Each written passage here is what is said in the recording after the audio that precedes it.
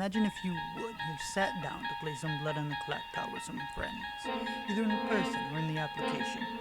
You get your token and you've pulled the demon. Oh boy, what joy. You get to lead the underdogs in taking down town. Sure, there aren't many of you, but you at least know for sure who your team is and you can legitimately plan together. You get your gloves. You're pretty strong, but then all of a sudden you're told to go back to sleep. Wait, what? Oh no. Please God, no. It's a poppy grower script.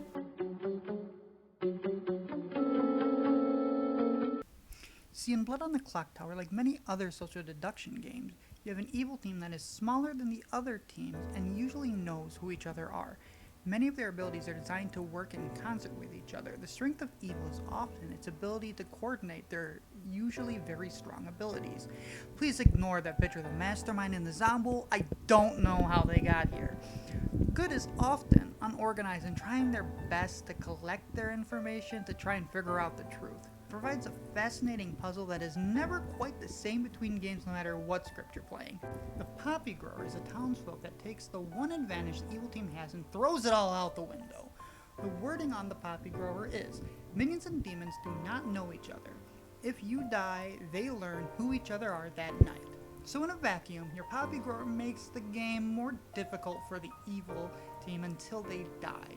Creates confusion for evil. Townsfolk should make the game harder for evil. I would not say otherwise. The difference is there's a much more balanced and better option that achieves the same goal the Poppy Grower does. It's called the Magician. Unlike the Poppy Grower, the Magician does not provide any clarification when they die. The Magician affects evil in a much more effective way than the heavy-handed acts of the Poppy Grower.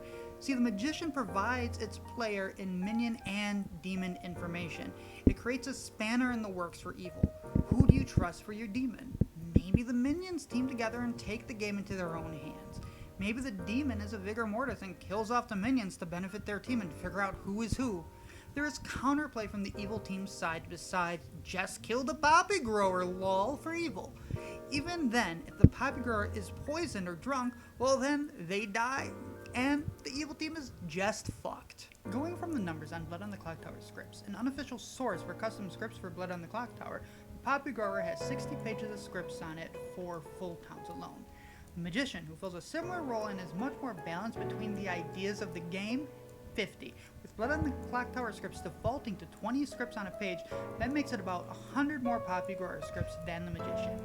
One of the big things with the Poppy Grower, from what I have seen and purely anecdotal collections of research, it falls into the idea that people want the good guys to win.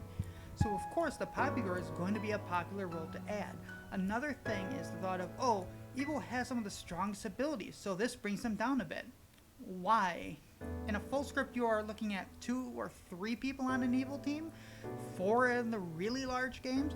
This is against 1 to 11 individuals playing for the good team depending on player count. Why do they need to be nerfed from their one strength? Just put in a Magician or an Amnesiac to give the good team a leg up.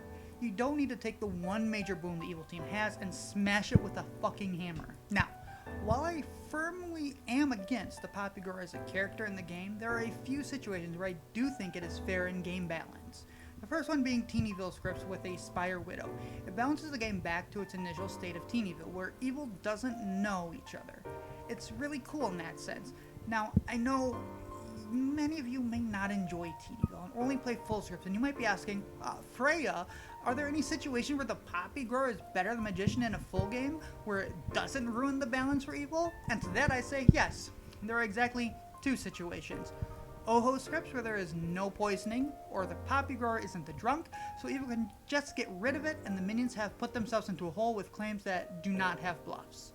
The other is a script in it with the lunatic. In these situations, you can leave the Poppy Grower off the actual bag and let the lunatic think they're alone. In any other situation, the Poppy Grower would add is basically just better added by the Magician while not screwing over the already weaker side in the game.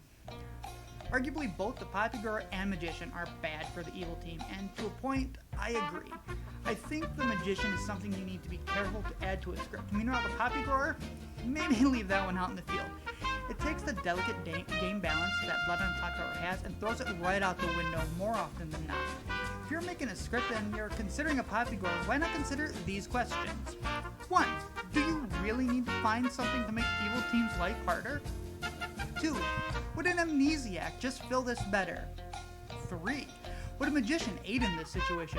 4. Why do I think the evil team needs its only boon taken away? 5. Do I hate fun? In truth, the answer to these questions usually comes down to just don't add a poppy grower. There's no need for more poppy grower scripts.